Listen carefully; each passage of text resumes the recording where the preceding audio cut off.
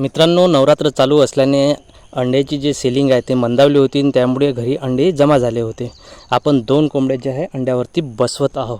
त्यासाठी आपण टोपल्या घेतल्या, त्यांना छान व्यवस्थित धुवून घेतल्या आणि उन्हामध्ये वाळू दिल्या. टोपल्या वाळेपर्यंत आपण अंडे चेक करून घेऊ. अंडे चेक करणं खूप सोपी आहे मित्रांनो. एका भांड्यामध्ये पाणी घ्यायचं आणि त्यामध्ये अंडे बुडवायचे. जर अंडं पाण्याच्या तळाला जर आडवं राहत असेल तर ते चांगलं समजायचं, आणि जर पाण्यावरती तरंगत असेल किंवा तळाला जाऊन जर उभं राहत असेल तर ते अनफर्टाईल आहे, खराब आहे असं समजायचं आणि तसं अंडं जे आहे ते फेकून द्यायचं.